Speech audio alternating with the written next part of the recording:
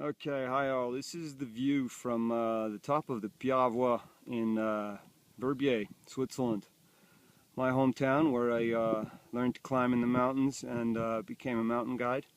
In the distance over there you see the Grand Combin, and down below here you see the Verbier metropolis and the end of the valley where if you go over the col you end up in Italy. And then there's the Mont Fort, the high point of Verbier. A little glacier peak over there, a little bit less snow than when I arrived 22 years ago. And then we keep going around, we got the Rhone Valley, one of the biggest valleys in the Alps. It used to be filled up with ice a whole bunch of years ago, and in the far side over there you see the snowy peaks. That's the Bernese Oberland. Did part of my guide's course over there. And then you come around, you got the Rhone Valley down here, you got Chamoisin, and you got some of the best wines in the world being made right down there. Best Swiss wines anyway in the world. And then over here you got Auvergnat and the Dent de Morcle and the Grand Chevallard and a bunch of other mountains that we like to go skiing on in the winter. You got the Dent du Midi and the Tour Salière. And then you got the Puy on the left there, kind of getting to the middle now. And then you've got the beginning of the Chamonix Massif, which is right there. That's where the Mont Blanc is hidden behind all that.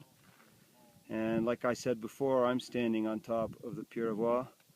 Those are some people standing over there by the cross having a chat. In the far little pass on the left over there, you go over that and you're in Italy again. So this was my playground. This is where I learned, to love the mountains and be a mountain guide and ski. But one day I was up here climbing with a buddy, one of my best climbing partners, and we were one-third of the way up the cliff that's down below us here. Basically, it's a 700-foot cliff, and we were climbing, and all of a sudden I started getting vertigo. There's your view down to the bottom of the cliff where I was climbing, down to the bottom of the valley, and the cliff started spinning around me, the mountains started spinning around me, and I didn't know what was going on. I'm about to get sick now if I keep doing this, so I'm not going to do too many turns, but this is about what I was seeing while I was climbing a 700-foot cliff on my first ever vertigo experience about 11 or 12 years ago. And voila, I just got dizzy. I'm not having vertigo right now. That was just dizzy from spinning around in circles. I don't know what more to say. So it's been hard. I've had it for 11 years now. Menieres Disease, Menieres Syndrome. There's 100 names for it. And basically I've found no treatments as of yet to help me stop getting vertigo attacks. There's periods where I get no vertigo, and there's periods where I get vertigo once a week, and then there's periods where I get vertigo once a month, and then there's periods where I get no vertigo for a year and a half. And so it's kind of a struggle. On top of that, I got tinnitus.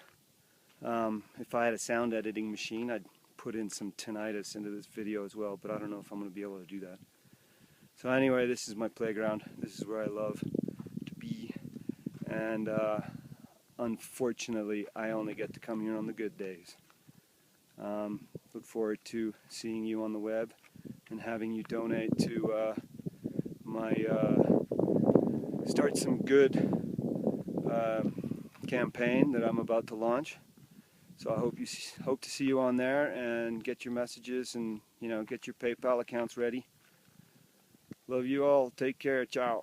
And again, the view to the bottom of the cliff, just to make your head whirl, because this is where I had my first vertigo spell 11 or 12 or so years ago.